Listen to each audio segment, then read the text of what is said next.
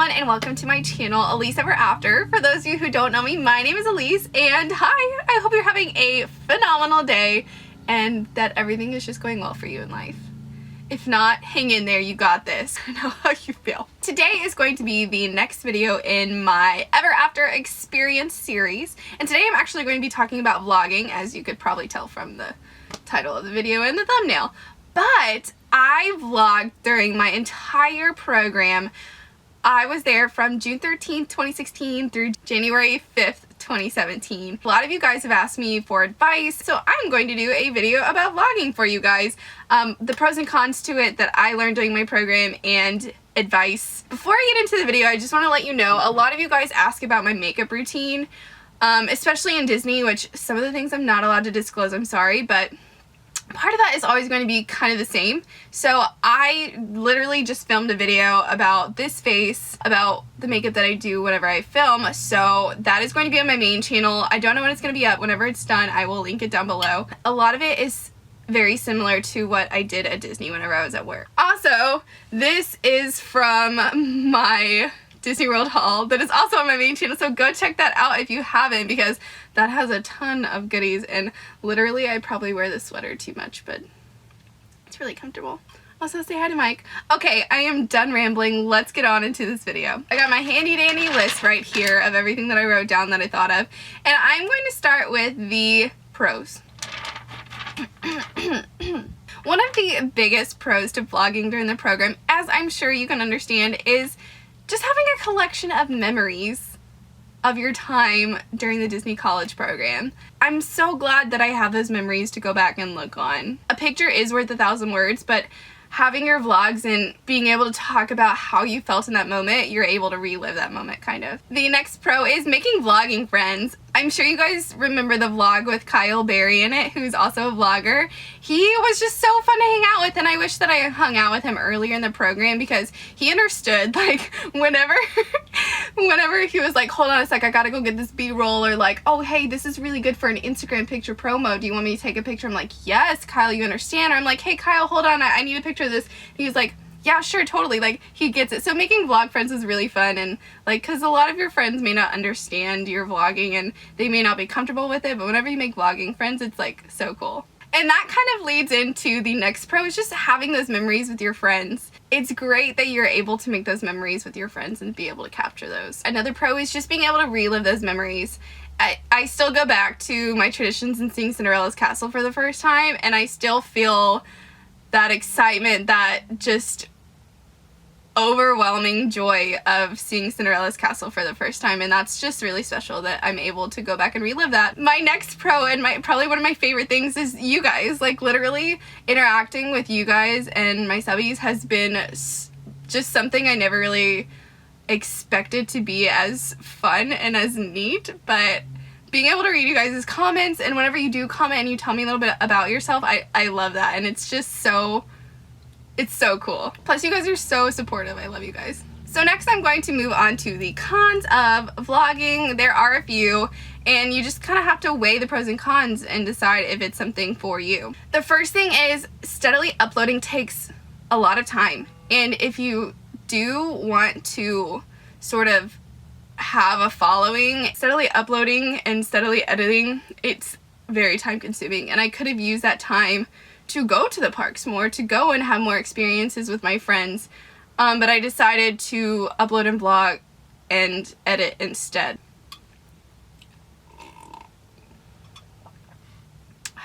My next con about it is I also really enjoy photography. I tried going to the parks and taking pictures and vlogging at the same time, and it was so difficult. That was my Epcot with my roomies, or like Epcot for the first time with my roomies or something like that. That day was honestly kind of rough. You're probably like, oh, you were in the parks, how can it be rough? But carrying my camera bag, my camera, my vlog camera, and then of course I wanted to take pictures on my phone so I could put it on Instagram. So it was just crazy shuffling that all around. My neck and shoulders hurt at the end of the day because I was in the park all day carrying that. Pros and cons: if you're really into photography, you may want to focus on one or the other. The Wi-Fi was terrible! Sorry, I just had to get that out.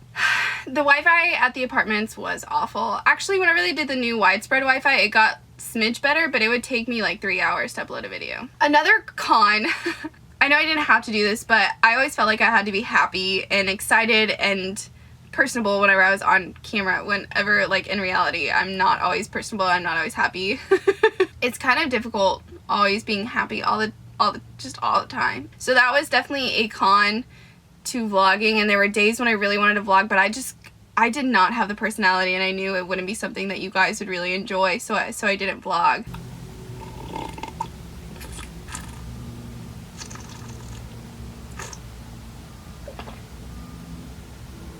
Alright guys, on to the advice portion of the video, which I feel a lot of you guys are probably waiting for this, and I have a lot of good advice for you guys. Before I go into that, please give this video a thumbs up if this video helps you in any way, shape, or form, because that shows other people who are potentially thinking about watching this video that it helped you. That just helps others know that it's gonna help them too. On to the advice. The very first thing that I can tell you that will help you is to change the settings on your computer. So like I mentioned earlier, the Wi-Fi is horrible, and also for my editing system, it's slow to export. So what you do is go to your settings in your PC and have it to where whenever it's plugged into a power source, it is always on. What you can do now is you can actually multitask instead of sitting there waiting around while your video is exporting or uploading. You can just plug it into the power source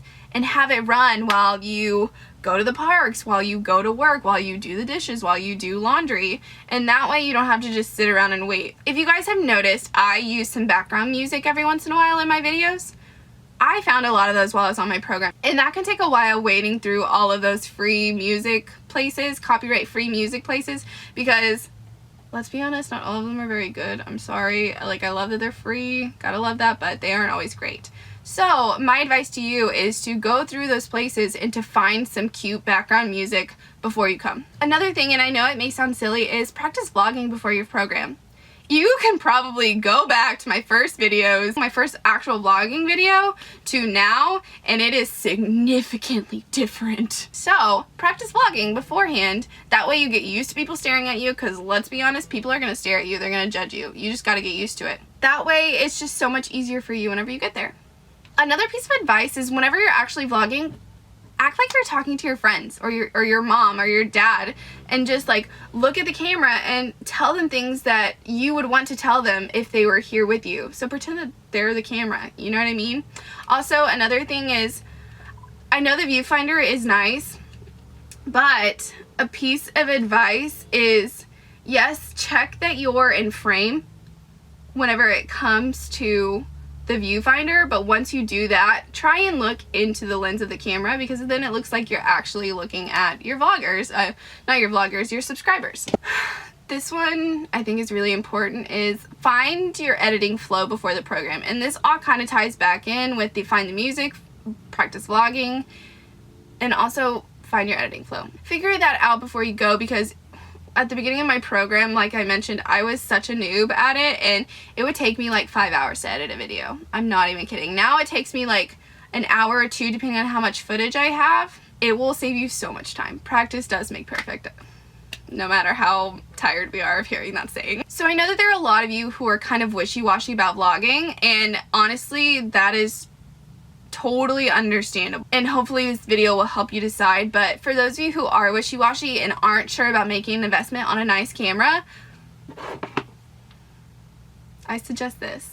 iPhone 6s and 7s have great camera quality. For real, like, practice on this. I filmed a lot of my videos on this too. If you aren't sure about making an investment and all of that stuff, and then if you fall in love with it, you can get a real camera and invest in that. My next piece of advice is tying back to the Wi-Fi thing. Right across the street from Vista, there was a cute, very nice little Starbucks that I loved, and they ended up, like, some of them ended up knowing me by name because I went and uploaded there so often. But go there, and the Wi-Fi is so much better. Also, Kyle Berry, who I'd mentioned earlier, he said that the Wi-Fi at Disney Springs Starbucks is really nice too. It's like way fast. So just go to places that have Wi-Fi get a drink or some food, and upload. My next thing goes back to just experiencing things. Sometimes it can get really easy to just get in the habit of filming everything. My piece of advice to you is to take turns filming something and experiencing it. So let's say I go to the Festival of the Lion King. One time you go, film it. The next time you go, don't film it. Don't forget to live in the moment and experience things. My next piece of advice, and I can't really show you right now because I'm actually using it, is invest in an extension. There is this little thing, I think it's called a gorilla attachment or something like that, or there's several other ones that you can get at Best Buy, and it attaches to this little hole right here. It has like a screw and it attaches right there, and you hold on to that instead of the camera. So in doing so, you can get more of a frame. You can get more in the frame of your video rather than like just your face, if that makes sense. And it's so much easier to just like get smoother shots and things like that with it. Another piece of advice is, I don't know if this is considered advice or what, but my personal preference is to ask my friends if they want to be in my vlogs, because there are a lot of people who aren't comfortable behind a camera, let's be honest. That way, in case they aren't comfortable with it, then they aren't like, hey, I don't want to be in that, and you have to edit all of that out. But also it just makes them feel valued, that, you know, you're interested in their opinion of that. My next piece of advice, and probably one that y'all are wondering a lot, is ask character attendants to film for you. That's what I did for all of my character interactions. I just went up and I took my vlog camera and I opened it, I turned it on, and I put it on record, and I went up and walked up to them and said, hi, like, do you mind if you're not too busy filming this for me? It's already on record, you just have to point it in that direction. And most of the time they're like, yeah, of course. Naturally, if they were really busy with, you know, sometimes they have 2 characters to attend to, and they were over here with this one while I was at this one, I wouldn't ask them. So most of the time they would just like sit there and film for me. And sometimes, like in my Mickey's Not So Scary Halloween party with Lotso, that character attendant got so into it. He was like getting up and doing angles and like zooming and all this stuff, and it was so funny, it was so nice.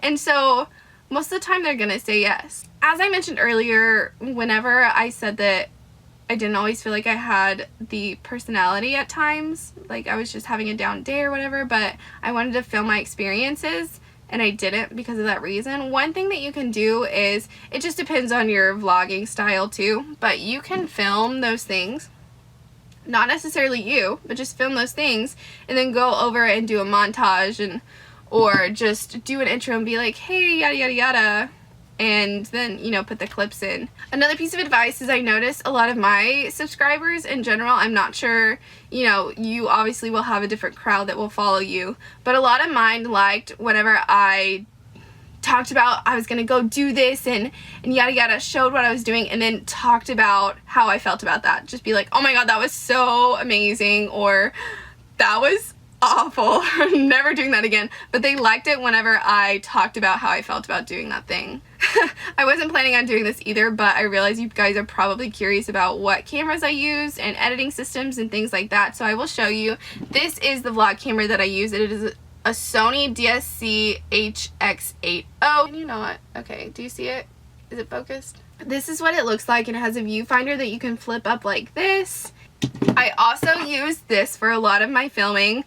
It is a iPhone 6s. I use the editing software Pinnacle Studios. It's just complicated and it's dumb, and I wish I hadn't gotten Pinnacle, I'm not gonna lie. I'm not really sure which editing software to recommend to you, but I don't recommend Pinnacle, which is what I use. But I do maybe recommend getting a mouse if you have a laptop and it attaches, you know, through the dongle, like a wireless mouse. It helps a lot when it comes to editing rather than having to use a little touchpad. This video ended up being a lot longer than I intended. Anyway, guys, I really hope that this video helps you, especially to you fellow vloggers out there. If you are a vlogger, go ahead and let me know if you're a vlogger down below in the comments. I'm gonna go stalk your videos and all of that fun stuff. And let me know if you're thinking about vlogging in your program. If there are any questions that I didn't answer in this video for you, I will be more than happy to try my best to answer those questions. So again, give this video a thumbs up if it helped you at all. Please let other people know that. And be sure and subscribe and join the Ever After fam, because we are growing, which is phenomenal, and I'm so excited about it. I love you guys so much, and I will see you in my next vlog or my next Ever After experience video. I love you guys so much, and I hope you have a wonderful, phenomenal, fantastic, amazing day. Bye, everyone. Mwah.